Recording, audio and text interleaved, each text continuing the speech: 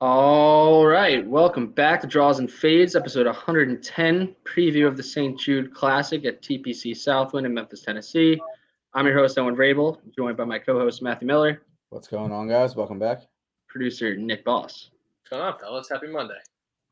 Happy Monday. Yep, so first event of the FedEx Cup playoffs, FedEx St. Jude. We'll get into that this week, but Tom Kim, 20-year-old phenom, wins the Wyndham Championship in what ended up being like a little bit of a runaway on Sunday. He was unreal. Shot a 27 on the front nine and really never looked back. Decent week for me. I mean, Henley gave me a little bit of hope on Sunday, but the resumed play on Sunday morning after play got halted on Saturday, Henley really went backwards instead of forwards, and that kind of shot himself in the foot to make himself relevant when Tom Kim caught fire on Sunday. But did hit him top 20, stalling his top 20, and Neesmith and Redmond top 40s. So I'll take that. But yeah, we'll briefly recap the Wyndham, get into the course preview at TPC Southwind, go through the odds list on FanDuel, give you our outright picks, top 10s and top 20s. And one and dones have been quite the disaster recently for me. Thank you, Siwoo Kim, for the withdrawal on the 10th hole on Sunday. So that was nice. I mean, he wasn't really going to cash much anyway, but that was quite rude of Siwoo to do that. Although not really surprised, I guess. He's done that plenty of times before. And yeah, thank you to our sponsor of the show, Rotoballer. Make sure to check out their DFS packages online. Use our code DNF10 for an extra 15% off. And yeah, closing in on the end of the season here, boys. So how we feeling? Pretty good. It's officially playoffs. Well, actually, I feel kind of like shit right now. But in terms of golf season, I feel pretty good. Playoff time. It's always a fun. Feels like a jolt. You know what I mean? We had kind of the Open Championship and then sort of a tough couple weeks to get through on the PGA Tour schedule. Not the most exciting tournaments when you think about, the Rocket Mortgage and the 3M and even the Wyndham. But now we're back to the playoffs, and you kind of feel, that level of excitement again. You got a good field. Seems like someone, big name's gonna win this week, and definitely excited to dive into it. Yeah, I mean, it's basically, we'll go through the odds list, but it's about 50-50 of the top player. Actually, not even really. The top of the board, for the most part, we haven't seen since the Open Championship. So we'll see a little rest versus rust theory. But like you mentioned, in the history of this event, we've seen a lot of, elite caliber players win. So, we'll get into that. Abe Answer did win last year. I don't know if you would call him elite, but well-deserved for sure of winning last year. So I think we would call him elite, yeah. Yeah. I think we would call him elite. I don't know if that means he's elite or not, but he's PGA Tour champion and probably won't be again for a while. So at least he got that under his bag before he moved on to LIV. So, yeah, besides the LIV contingency, all of the best players are here. Tommy Fleetwood decided to take some time off, so he won't be here. And who else? Daniel Berger, that's right. So we won't have Berger or Fleetwood. Yeah, I don't really know what Berger's up to. He was nursing some kind of back injury like a month ago. I think it was a back injury, but he's been spending a lot of time on his boat. So I don't know. Maybe the water's helping him out there. I'm not a doctor, so I don't have any kind of medical answer for that. But it does not seem like he's in that much pain. I can't imagine that. But I can't imagine like riding a boat in the open waters is really good for your back. I don't know. Again, I can't speak on the medical view of that, but yeah, I wouldn't imagine that's very good for him. He was hanging out with DJ, I saw the other day, out on his boat in the water. So hanging out with who? Dustin Johnson. Oh wow, yeah. Yeah. Interesting. Well, yeah. It technically doesn't need to play this week to qualify for next week. He's 83rd currently. Oh no, so he would have needed to play. Yeah. Yes. So he's just not weird move. Playoffs. Interesting. Yeah. And hanging out with DJ on his boat. Oh, could be a sign of something to come. We don't know. We're not breaking any news. We're just kind of putting two We're and just two reading the together. tea leaves, really. Yeah, investigative reporting right here on the fly. Interesting. So yeah, no Berger, no Fleetwood. Obviously, no DJ who's won here, no Brooks who's won here, no Abe who's won here. And then we're still waiting on a ruling, I guess, for the 3 live players who are trying to play this week, which is Taylor Gooch, Hudson Swafford, and Matt Jones. So, I mean, from Swafford and Jones' perspective, really not adding much to the field. But Gooch, I mean, I think you could probably slot him in at around 60-1, maybe, give or take. I mean, he looked pretty good in his last live event. So we'll see how that unfolds. But I guess it's not a huge storyline at the moment because, Taylor Gooch is the biggest name of that grouping that's looking to get into this field. Although it would be fairly interesting because he pissed some people off kind of on the way out on social media. So oh my God, yeah, no. Taylor Gooch's group, it's gonna be his group would be must watch. Yeah, it would be hilarious if the PGA Tour put him with a couple guys who really hate his guts. Yeah, you know what I mean. I don't know who that would be, but is Rory Sabatini qualified for the playoffs? No, I don't think so. But I could be wrong. No, he's not. But I'm saying they put him with a PGA Tour just dude you don't want to play with. Yeah, but we'll see how that unfolds. Make him get lectured by Davis Love III on the range all week. Yeah, that would be quite the scene. So yeah, other than that, like we said, loaded field. Coming in off the Wyndham Championship, where, I mean, of the notables who played, Sungjae played really well. And if it weren't for Tom Kim just absolutely tearing the course down on Sunday, he would have been much more relevant. I mean, he did. I guess he kind of struggled to start Sunday and never really got it going. He did have that pitch in for eagle that kind of kept him in it, but Tom Kim was a machine. So that was insane. Definitely didn't see that coming. Youngest PGA Tour winner since 1930 or something like that. So good for Tom Kim. Not good for us and our outright betting drought. But it's a new week, and we read the board relatively well. I think, obviously, Henley, Stallings, Redmond, Neesmith played well for me. Hatton played well for you. Keith Mitchell and Poston had moments where they played well. Yeah, Poston did his best to be in the mix and then finish T21 to just miss the top 20. So that's good. Those are always nice. Yeah. But so some positive notes to take off of last week. I think, relatively we're on top of what we were looking for and had some guys in the mix. So coming into this week, I think it's a fresh start with, again, the, best players in the world coming back to play. So we'll get into our thoughts on who we think is going to win and see if we're going to be on board with guys who haven't played in a little while, or we're going to go with some of the guys who have played one of the 3 events since the Open Championship. But before we get there, let's get into TPC Southwind, Matt. Obviously, this has been the holder of the St. Jude Classic, FedEx WG St. Jude. The WGCs have been discontinued, so we won't, be having that, which means that we will obviously be not in a no-cut event, and you have to qualify to get here. So TPC Southwind. Yeah, par 70, 7,233 yards, Bermuda Green. Past winners who touched on it in the opening. I'll just run through the list real quick. Abe Ancer won last year, minus 16 in a playoff. Tremendous victory for the Charleston Fades team. Yeah. He beat Cam Smith and Sam Burns. Yeah. Yep. And the year before that, Justin Thomas won at minus 13. We actually had him as a live bet that year. He took down Brooks on Sunday. So actually, I guess we have a pretty good track record here. Yeah, I also had Burns and Abe last year.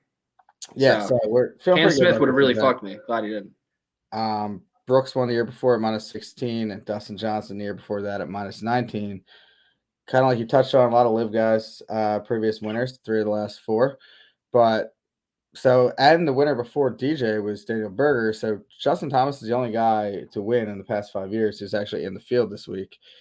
A little bit about the course, though. It's kind of a ball striker's paradise. There is sort of a lot of trouble in the course, a lot of water. Since 2003, actually, most water balls of any course on tour, which is obviously saying a lot, considering that Florida swing where you get This course is where there's just an absolute ton of water everywhere and carnage.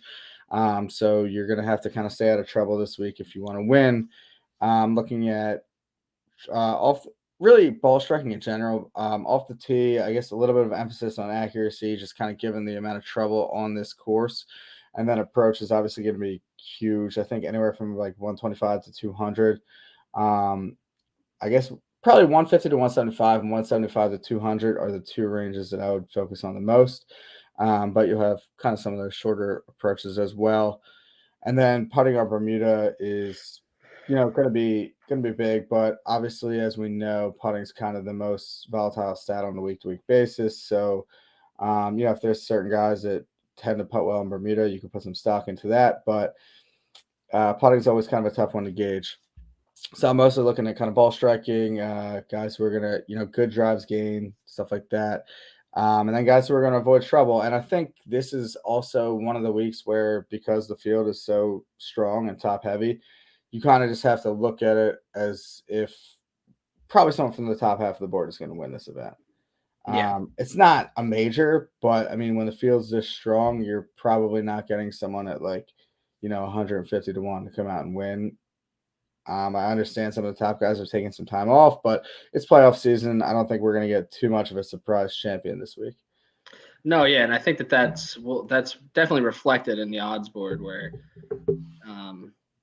really on DraftKings and FanDuel for the most part, there's a pretty big jump from 65 to 180. That long shot range. They really have narrowed it down to the guys that they definitely think have a shot this week, and you're going to be seeing 65 and unders on those guys. Obviously, the top 10 guys on the board are at under 30 to 1. So you got a lot of mid-range options this week. But yeah, as you mentioned, definitely an approach week this week. Ball strikers paradise, as you put it. I like that a lot. The putting aspect, I think we've seen guys play really well here that have putted well, like Cam Smith, Jordan Spieth's had good performances here where he's putted well. But you really have to putt the lights out to really stay in contention with the guys who are striking the ball the best. So that mid to short iron is going to be clutch. So yeah, anything from 125 to 200. And you want to be accurate off the tee, as you mentioned. There is enough trouble here where you could throw up a big number if you're not careful. So we've seen some guys mention that it's not necessarily driver off the tee on every hole. You can be a little strategic with it. And that's, I think, to an extent, why Abe played so well here last year is that when he's on, he's a real fairway finder with his driver and is not really pounding them out there deep. But when he's feeling good, he's hitting fairways. And from there, I think Daniel Berger, his success here, I think he gave credit to the fact that was very accurate with his driver that week. So it's really the combination of that. So tee to green is going to be huge, and the putter needs to be good enough to win. But I think Justin Thomas played well here without putting well. I don't know if the year he won, I don't think he putted well at all, but he struck the ball so well that he was the best on the board that week. So yeah, I think it's going to be an elite style player that wins, and that's, yeah, like you said, not a major, but it's a major field. So, besides the live guys, it's a full field of the best players in the world, and the odds list reflects that. So I definitely, wouldn't get too crazy with long shots, and I don't see myself taking anyone over 80 to 1 in the outright market. So yeah, it's funny too, because I mean, just because a lot of the events too that have kind of happened recently, I mean, the three we had mentioned at the opening with the 3 on the Rocket Mortgage, the Wyndham, I feel like any kind of modeling that people make this week could somewhat reflect, kind of a recency bias of guys who have played well at those events. And some of the guys who have popped, I mean, I wouldn't necessarily fall in love with kind of their form on some of those tracks, in this field. That there's probably something to be said about that. My model spit out some guys that I wasn't too keen on this week, but sometimes you got to just stick to what the statistics are telling you. I rarely do it, but that's that gambling. You look at the odds list, and sometimes you see things that make more sense than what your statistics are spitting out to you, and you see a little bit more value than that. But yeah, obviously the guys who have played well recently, Tony Finau, Tom Kim, I mean, even Russell Henley to a degree, but he pops in models weekly regardless because he's an approach savant who just can't make clutch putts. So, yeah. Well, I'm sure I'll get into that as we get to Russell Henley on the odds list, but let's get to it. Rory McIlroy is back after his disappointing finish to the Open Championship. I'm sure he's hungry. He's at the top of the odds list at 11-1. Pretty big discrepancy between the rest of the field. It's then Scotty Scheffler and Cam Smith are at 15 and 16 respectively, with Patrick Cantlay and Justin Thomas also at 16.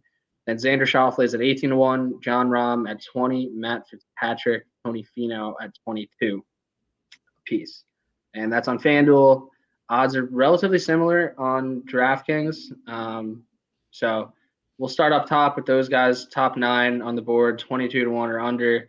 You liking anyone this week at the top of the board, Matt? We mentioned that it feels like a major type week. Obviously, it's not a major, but these guys are, under 25-1 for a reason. So you taking any of them? Yeah, I think obviously Abe last year, a little bit of an outlier, but even the winners before that, JT, Brooks, DJ, we've had some, kind of elite names in the mix. And, with this strong of a field, I kind of like to get, one of the horses up top there. I'm going to go John Rahm this week. 20-1. Anytime there's a 2 next to his name, it kind of gets very tempting for me. He hasn't been obviously great lately. It's not like the John Rahm that we saw last year that was looking like the best player in the world. But that being said, in his last 6 events, he does have a win and 2 other top 12. So it's not that bad. He's 4th in ball striking last 36 rounds. He's obviously very good off the tee. And if he does that well this week, I expect him to keep himself in contention. He's had a few weeks off to get his head back on straight. He came 7th here back in 2020. And, I'd really like the number on that. I feel like when he's playing, his best golf, I feel like can beat anyone in the field. He's one of the top players in the world. You could put him in the conversation, obviously, with Rory and a couple of those other guys, Scheffler, but he is elite when he's playing his best. So I do like him this week, especially getting to that 20. Yeah, it's funny. I even knowing that the elite players are going to have the best chance to win this week, I wasn't super intrigued by any of these numbers. I think it's kind of this effect that I've been going with where it's hard to back guys who I think have won more than they typically do. Like obviously Finau, Xander, coming off multiple wins. Cam Smith, obviously winning the Open Championship. I think it's hard to back that up with a win at your next event. And then Rory at 11-1 at this event that's just not enough juice to take. So I kind of thought that Scheffler and Rahm were probably the guys I'd like the best. I think Cantlay at 16 is too low for me. But and then we JT. getting into his season, playoff P. He won 2 of the 3 playoff events last year. Yeah, that's not happening again. No way. So I'll throw a marker in the ground on that one. I don't think he's winning a playoff event this year. So, that shouldn't really be saying much because there's 125 guys in the field this week. He probably will end up getting to East Lake, but again, I just don't see it. But yeah, he'll probably prove me wrong at this point. That's kind of how the end of the season's gone with Fitzpatrick, Finau, Xander, all racking up wins. But yeah, I think the Rahm at 20 is very intriguing. I haven't pulled the trigger on anyone up here, but he'd probably be the guy that I would go to, him or Scotty. It's weird. Rahm feels, and I'm going with the do theory at this point with, guys who probably should have a win this year, or have at least have contended enough to potentially get in the winner's circle. Rahm obviously won the Mexico Open, but I think that's kind of a throwaway as a win for him. I don't think he gives a shit about the Mexican Open, but and he didn't even really play that well on that one. He just kind of stumbled into winning it. Right. It feels weird to say, but he wasn't really looking sharp. It was just kind of he was the best player there, and no one else really did shit. Right. So all right, I like it. I'm really looking to hammer the 25 to 45, 50 range. So for now, I'm going to hold off on the top of the board. I don't love any of it. Maybe we'll see some fluctuation with the numbers. I can't imagine Rahm's number gets any better, but I don't hate you taking him at 20 there. So, yeah. Then obviously JT's won here. I think Rory, if there is anyone who's due for a big win, it would be him. Obviously, he won at the RBC Canadian Open, but I'm sure he comes in hungry. So we'll see how the top of the board plays, and we'll see if any of them are affected by the lack of playing since the Open Championship. The only guy of this group who's played is Finau. So let's get into the next part of the board, where we start off with Will Zalatoris, who's at 26-1 on FanDuel Sportsbook. Cameron Young, Jordan Spieth are also at 26. Then Sung J M, Victor Hovland, Colin Morikawa, all at 29. Sam Burns, Shane Lowry at 31. And then Hideki and Tom Kim at 34. And this is where you start to see a little bit of discrepancy between DraftKings and FanDuel. DraftKings, worst number on Zalatoris, a little bit of a better number on Morikawa, slightly better on Burns and Im. But yeah, this is kind of the start of that. This feels like a real nice part of the board to bet on. So, Matt, I'll let you. Actually, you know what? I'll just jump into it. I'm going to take, which I don't think is a surprise at this point, but I'm going to take Sam Burns. I always said this was the year of Sam Burns, and to my credit, he's actually kind of pulled that off into. It really has been. He's probably had a top 5 season on the PGA Tour, minus Scotty, Cam Smith, and Finau. I would put him right up there as one of the best players on tour this year. He played well at this event last year, finished runner-up to Abe, putted really well here, which I think in combination with him being an elite ball striker really suits him well. He is Bermuda Burns for a reason, and I think the lack of play has kind of juiced his number up a bit. I mean, he really hasn't finished the year super strong. 42nd at the Open, 66 in Scotland, miscut at the Travelers, 27th at the U.S. Open, which is a little bit misleading because he did play really well up until Sunday. But then, yeah, he won the Charles Schwab back in late May, played well in Canada. So I'm going to give him a chance to win his 4th PGA Tour event this year. I think he's been hungry at every big event this year and hasn't really been able to close the door on a big one. But I like Burns at 35-1. So that's where I'm going to lead off the card. Yeah, I'm not surprised with you going there. I guess I'm still considering it because I don't know what I'm doing in this range, and he's one of the guys that I thought about. I think you can make a case for a lot of these guys. Obviously, his finish last year was, it's crazy because, he very easily could have won. He had a putt inside Abe to send it to a second playoff hole and missed it. But yeah, he obviously has proved he can win. This seems like a good setup for him. He can, get hot putting on Bermuda. I'm considering him. I'm looking at him. I'm looking at Hovland. He would fit your theory of guys who are due for a win, because he hasn't won in, a PGA Tour event in the United States yet. He obviously played really well at the Open Championship last time we saw him. Which I think is weird for the guys who haven't played since the Open Championship, just because of how different that played than a typical PGA Tour event, where they barely hit any irons. You know what I mean? They were just bombing the ball was rolling out forever, and it was all about your short game for the most part and avoiding the bunkers and then putting well, lag putting well.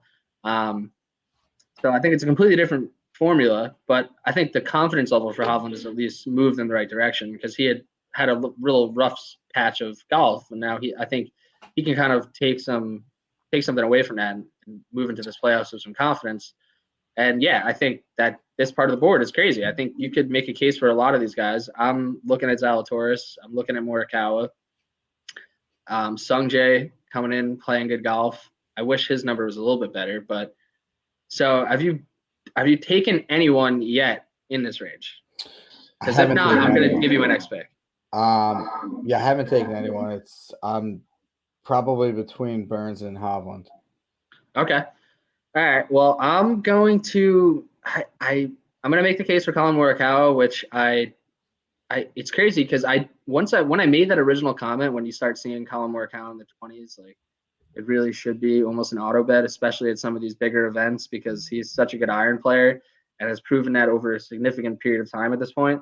But now it's anytime he has a little bit of stretch of poor golf, his number balloons pretty quickly. You can get a 30 on him on DraftKings. You could have gotten up to, I think, a 33 or 35 at some point today as we record on a Monday night. But yeah, it's like I think it's his inconsistency kind of leads to that number imploding a bit, and that's why the books aren't as scared of that as they are for whatever reason Xander and Finau, which has come to fruition for them, I guess, because they consistently have these top tens and eventually felt like they were due to win, and they have.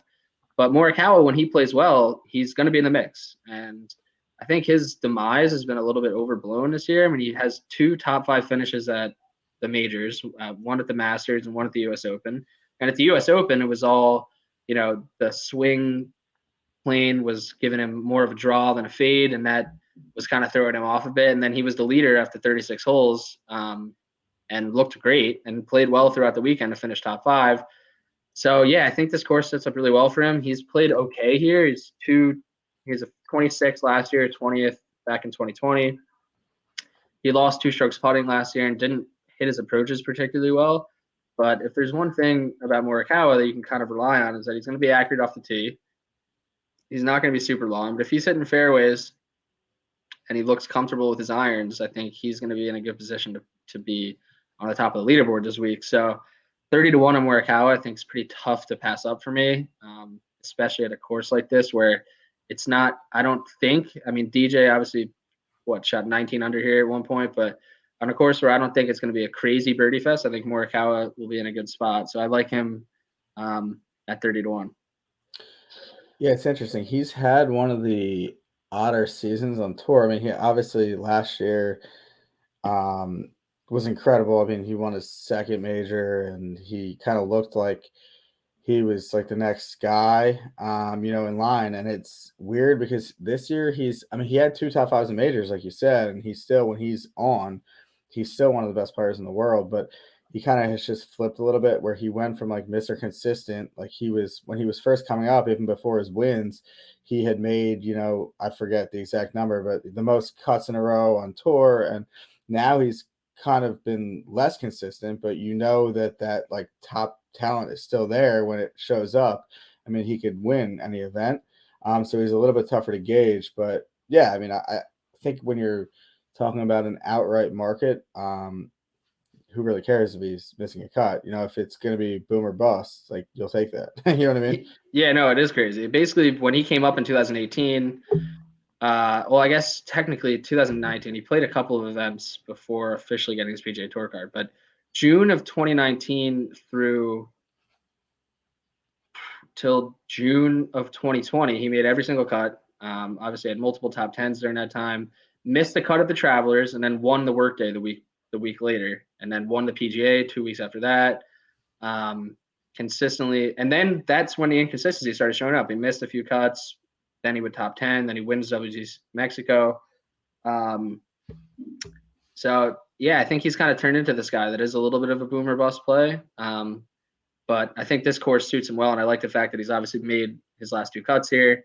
And I think the course sets up well for him. So I feel good about Morikawa this week. And yeah, it's almost I get that he won the Open Championship last year, but it kind of just feels like the results in like that happen overseas, like you can kind of write them off for some of the guys because it is just such a different style of event over here. Right.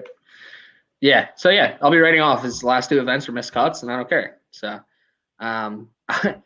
obviously I have some decisions to make, as you do as well up here. I really like the 2 young guys, Zalatoris and Cam Young. Go away with my do theory. I think that if there's 2 guys who are about as due as anyone for their first wins, it's those 2. I think maybe probably Zalatoris to a bigger degree, just because he's played more golf than Cam Young. But I do like this for Zalatoris. I think if there's one thing to worry about him on this course, is that he can be not the most accurate of drivers. I'm hoping that maybe he'll club down a little bit, but with his mid to long irons, I really like that. He actually has struck the ball really well. He's been a little bit up and down. I mean, he missed a cut in Scotland, played okay at the Open, and then kind of blah since then. I mean, Rocket Mortgage 20th, 21st at the Wyndham last week, although he did make a charge to make the cut, then fired his caddy. and then played well on the weekend. So I think you can take a little bit something off of last week. If there's some good juju, maybe he's figured it out that it was his caddy holding him back. So Yeah, I don't know what to make of him firing the caddy. He said it was a bunch of stuff was just spilling over. But I don't know. It's weird because I mean he's obviously still very inexperienced and he's played really well at the biggest events. Like, kind of seems like his caddy was doing fine, but I'm not inside the ropes with him, so I guess that's his call. But from an outsider's perspective, it seemed like the caddy was doing a pretty good job. yeah, no, I mean, I don't think I mean, to a degree, I don't know how much. Yeah, I don't know, because he is a young guy. So I mean, it's like maybe the caddy was kind of a beneficiary of being such a young, great golfer, and he was trying to take the next step. He obviously hasn't won, and he wants to do that. But who knows? I mean, the relationship between a player and caddy can get tumultuous quickly, I think. So maybe it was something that was built up over time, and it is surprising when someone gets rid of someone in the middle of a tournament. But so whatever the case may be, I think that might be a little burden off his shoulders if there was something he was thinking about for a while. So I think I've convinced myself I'm going to take him. I mean, he played well here last year, finishing 8th, and he putted well at this course, which probably is an anomaly and not maybe something that he's going to consistently do. But we've also seen him putt well in the majors and the more difficult tracks, and I think this is a good place for him to get in the winner's circle. So I like Will Z. Yeah, I don't hate it. I'm probably not going to get there on him this week, but I definitely don't think it's a bad pick, and it feels like he's due. And yeah, I mean, I don't know. Are you not going to get there on Cameron Young? Because he's another guy that it's like each time that you see him play, he's more and more impressive. It just kind of feels like he's there every week. And even in the big events, like I remember, kind of going into the Open Championship and even he was right there in the PGA Championship too, and it just kind of felt like in a big event, like the top guys are all playing, he's not going to contend. And then, even down to the last hole at the Open Championship, he made that clutch eagle to force Cam Smith to make his putt on 18. Kind of seems like Cam Young's got the stones, man. He's a dog for sure. And actually, then we see him come back 2 weeks later at the Rocket Mortgage, and that's when I botched up my first one and done pick and didn't fucking submit one, and he was going to be the pick, which I thought was in, and he finished second that week too after a relatively rough start on Thursday.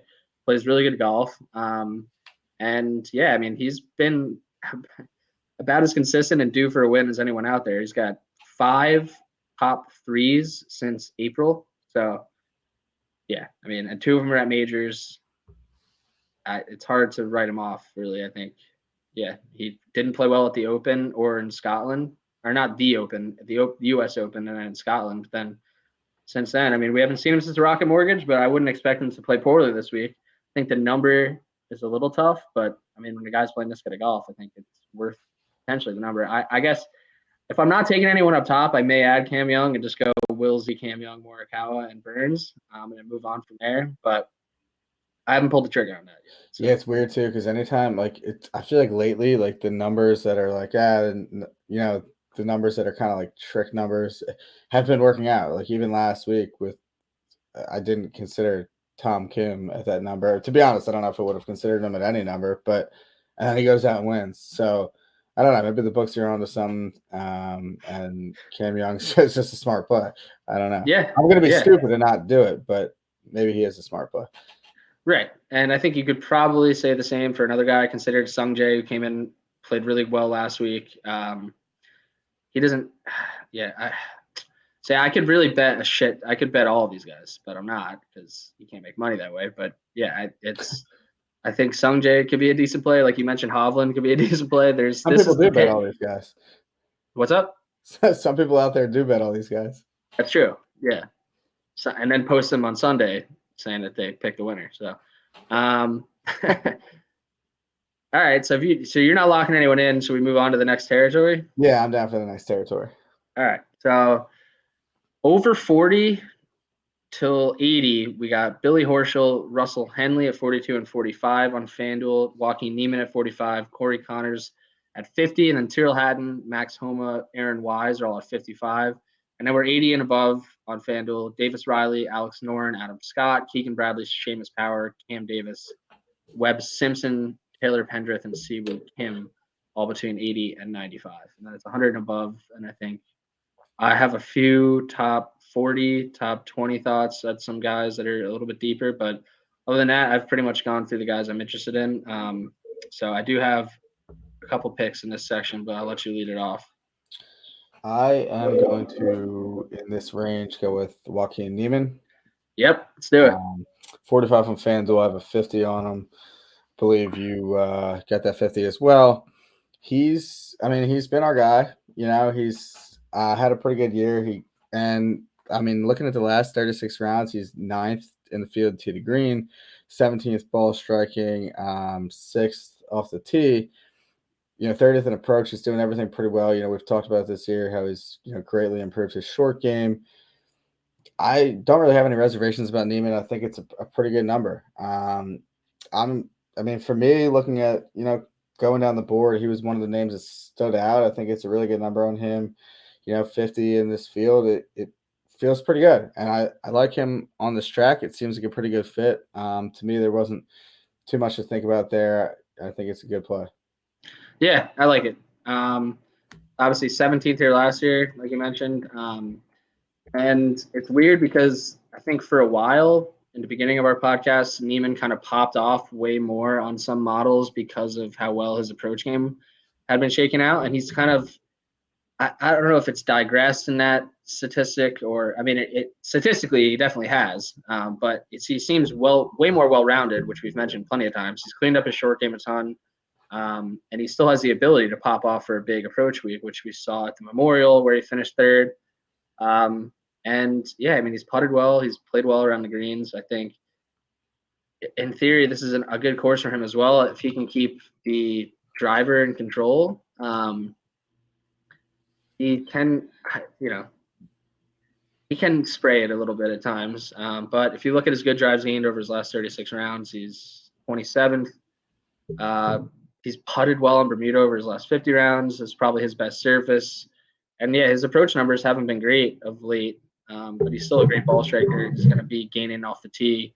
So I think all things considered, getting a 50 on him feels pretty good because, I think caliber-wise, if he had come in with a little bit better form, you see him with the likes of Sung Jae, Sam Burns, in that mid-30s range. So I like it. I'm on board. Let's get a team winner there with Joaquin. I would definitely like that. Yeah, and I like that he can win. He proved this year he can win some of these bigger events. He won at Riviera. He gave us a run Sunday at Memorial, which is another one of those tougher style courses where you kind of have to stay out of trouble. So, and Riviera is a pretty challenging course too. So I'm definitely not shying away from him this week. I think he's got a great chance. Love it.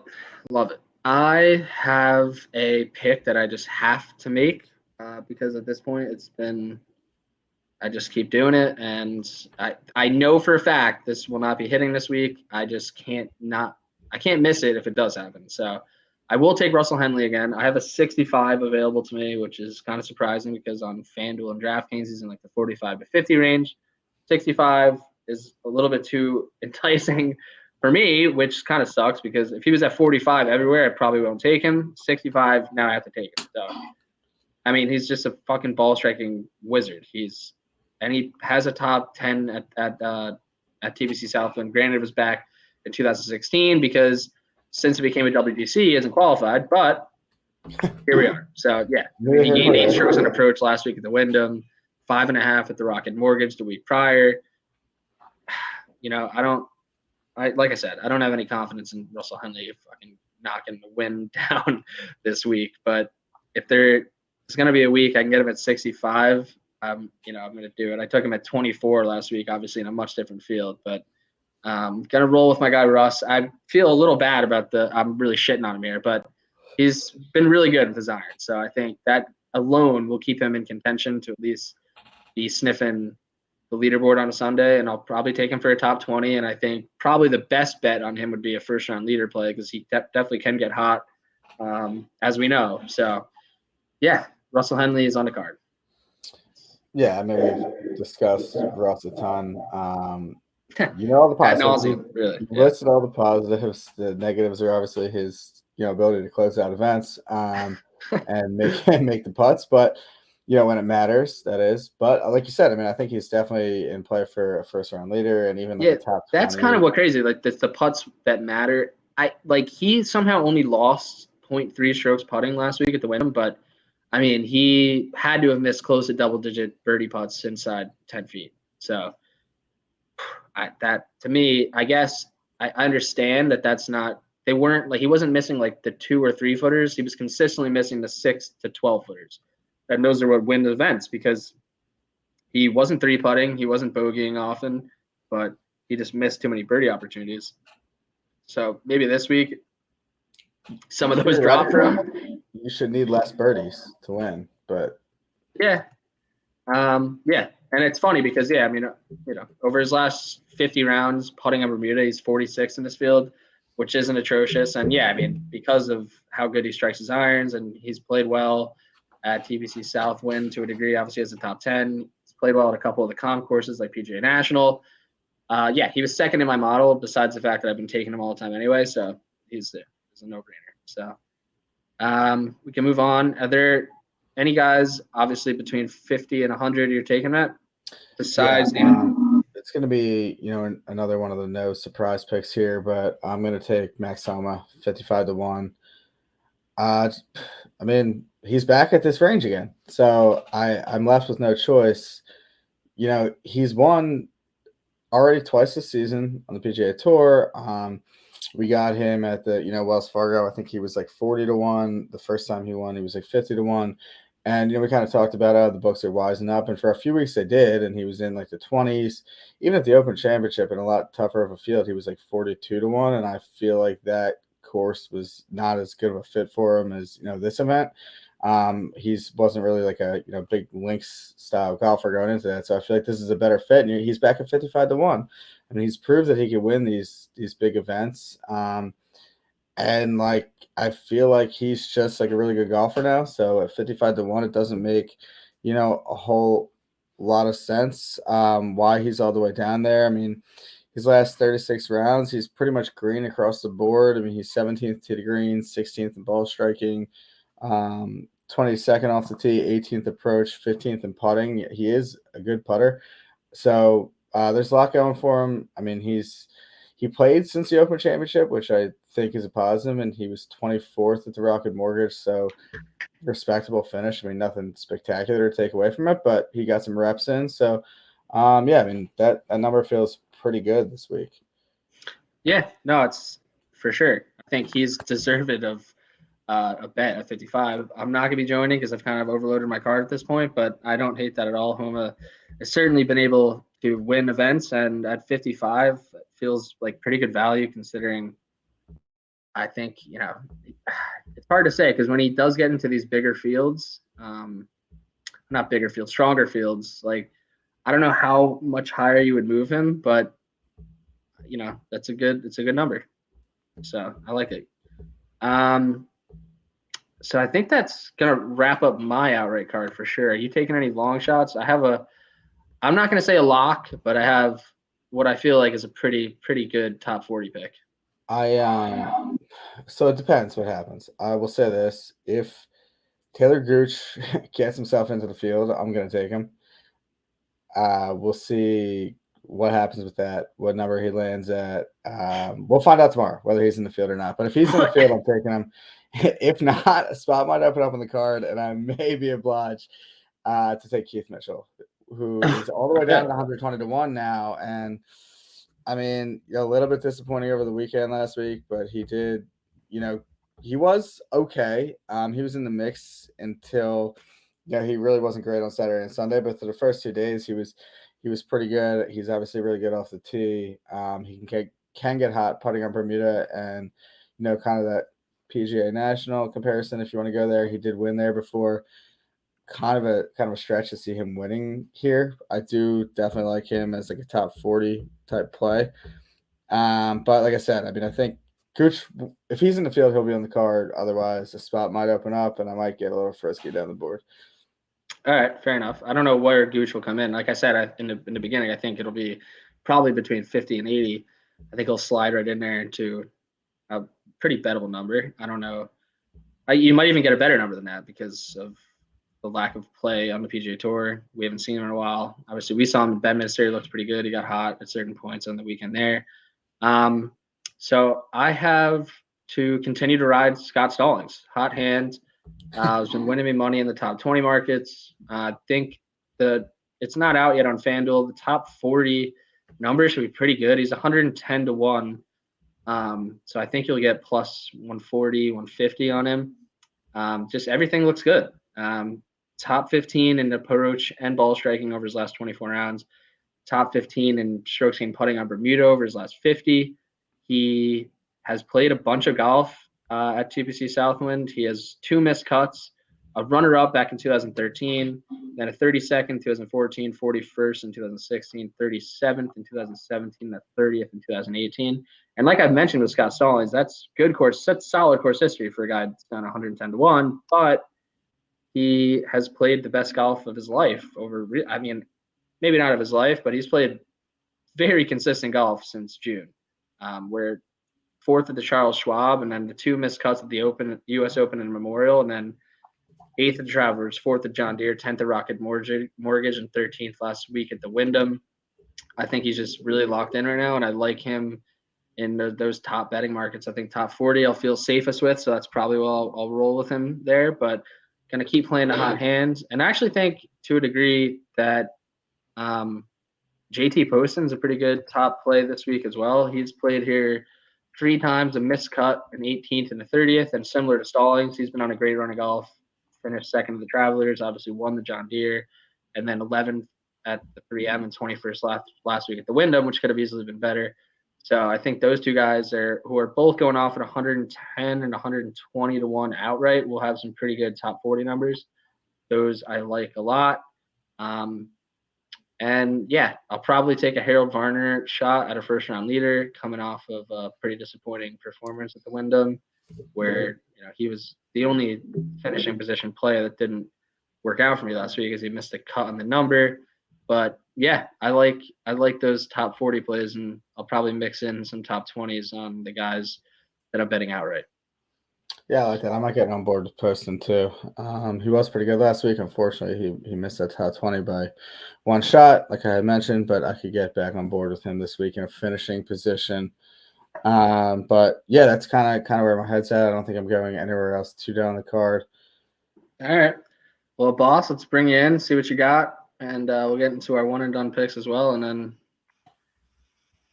a couple more events for the playoffs. So, boss, who do you like? This is a great board for you because it's tons of options under 60 to 1, and you can kind of fire away. So right in that sweet spot for me. This is my strategy pretty much every week, anyways. So it's nice when the tournament and the course aligns with what I'm trying to do. 2 guys. I'm not taking anyone at the top.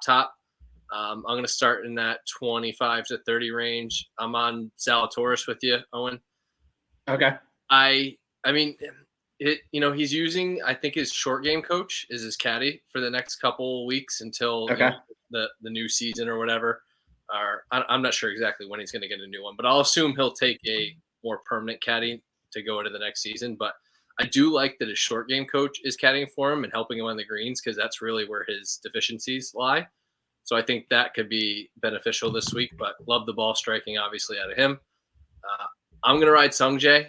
I know you mentioned you were thinking about it, but I mean, I think the form is red hot, and I think this course, plays to some of his strengths. So I'm going to take him in there. I'm considering Morikawa with you. I'm just not sure if I'm going to have room on the card for him. So he's kind of on the fence at this point. But again, fair enough. Course sets up perfectly for him. Yeah, he hasn't had the best season, but maybe a few weeks off, get with the coach, reset, dial it in for the playoffs. Could be the perfect spot to kind of kickstart something for him. And now that I'm saying that, I'm probably going to have to add him to the card because I would really hate myself on Sunday to have to listen to that, watching him raise a trophy and you brag about a win. So yeah, you can't be having that. I also, though, am going to go down with the ship with you on Russell Henley. Okay, welcome. we had many painful text exchanges this weekend of, Russ is inside 10 feet again, and he missed again. Yep. So, he doesn't need to make, all of those this week. I think, Matt, you pointed that out. It's a good point. You don't need quite as many birdies to win here as you do at the Wyndham. So as long as he's still dialed in with those irons, and damn it, he was dialed in. He just couldn't see the putt. So I will probably cover my ass with a bit of a top 10, top 20 play, but the 65 and the outright is worth a little speculation for me. And then I'm going to go to Hatton. I know, Matt, you were on him last week. I was thinking about it. I didn't pull the trigger, but I like the progression that we're seeing in his game right now. The last couple of tournaments, only getting better. So I'm going to play a little Tyrrell Hatton and see where that shakes out for me. So that's where I'm at. All right. I like that. Yeah. He actually, well, I think the statistics on Fantasy National are kind of tough to dive in with him because 3 consecutive out of his last 5 are, events that don't have statistics up there, at least for the individual stats like approach and putting, obviously at the Open, the Scottish Open and the US Open. But yeah, he played well last week and he finally started making some putts on Sunday. So that's a good trend. We're on to one and done. Like I said, I've really kind of boxed the last few weeks. Haven't earned a single cent since early July. So I'm still in 350th, trying to close the year strong. Realistically, to make the big money, I need to hit back-to-back winners, which is obviously tough to do in one and done. But I'm basically between Zalatoris and Burns. I have both of them available. That's where my head's at currently. So I'll probably, at the way that the season has gone on here, I'm finishing as poorly as you possibly can. So I'll probably pick the wrong one, but those are the guys I'm between. Matt? I might use Hovland. I still have Hovland left. He's on the fence on my card right now, and I don't know. I'm in a bad spot right now in one and done anyway. It looks like I'm pretty much out of the money unless I win the. Do we have 2 weeks left? Yeah, it's this week and next week. But I feel like you're probably not as far as you think you are. Yeah, I mean, yeah. I could look you up right now. I probably need to win this week, I would say. So you're in. Oh yeah, okay. You've kind of slid down the board. You're 2,183rd. Yeah, but you know what's funny about that is that like I realized like you really need to like win or you slide down because like I've been getting like top like 20s. Like I had posted last week, the week before I think I had like a 12th, and like I'm just moving down every week. So, yeah. I guess I'm gonna go with Hovland. Okay. Yeah, I'm looking at it now. I mean, you're probably a little bit over 2 million away from being in the money. Yeah. Although what I could do to be like really risky is if Gooch gets in there, I could take him and just go for. Well, that's the thing, though. You don't need to be risky. You just need to pick the winner. Yeah, but yeah. I guess not. I guess Hovland won't be popular this week. So. Yeah. Boss, I know you. So you're probably even further back than Matt at this point. Oh, I'm for sure further back than Matt. I am 3,677th. I would like to note I have not missed a selection all year, and I am still in the absolute basement of this competition. I don't even know who I have, so I pulled it up quick. I'm scrolling. Justin Thomas I still have left, which is shocking and appalling and probably a reason why I'm in this spot. I'll probably play him. He's a great ball striker. It doesn't matter what I do, to be perfectly honest. Fair enough. All right. But I do love the way you've played it. I mean, you have 2 good selections left for the last 2 weeks. So yeah. So yeah, similar to Matt. Actually not as similar to Matt. You probably need to win both to get me the money. No, I mean, I don't even think if I win both, I could get the money. I love the optimism, though. I appreciate that. That's what friends are for. I shouldn't tear you down for you building me up. I appreciate that. Fair enough. All right. So, yeah, just to recap, I'm going with Zalatoris, Morikawa, Burns for sure. And then also taking Neiman and Henley. I have, I believe, a spot open for an addition there, which is there. It's probably between Cam Young and Sungjae, unless I want to go up top. But I think that's where I'm going to lie. And then I do like Stallings and Poston in the top 40 markets, and I will be taking Varner, and I'll probably take Keegan Bradley for first-round leader as well. We've kind of dabbled on those guys a bunch, and Henley as well. So, Matt? I am taking Rom up top. Kind of on the fence right now with Havon and Burns, who I'm going to take there. Neiman, Homa. If Gooch makes his way into the field, I'll take him. If not, potentially take a bomb on Keith Mitchell. And then I'll take Mitchell and Poston in the top 40 market, and then probably top 20, some sort of combination of the guys I'm taking. Homa, Neiman, maybe Burns and Hovland in that, cover my bases a little bit there. So, yeah, we'll figure it out. Some sort of combination on that. You'll find out tomorrow. All right, I like it. We are first event of the playoffs. 125 gets chopped down to 75, and 75 to 30 for the finale at East Lake. Yeah, it's been a great season. Looking to close the year strong with a couple winners here. So let's get it done, and we'll talk to y'all next week.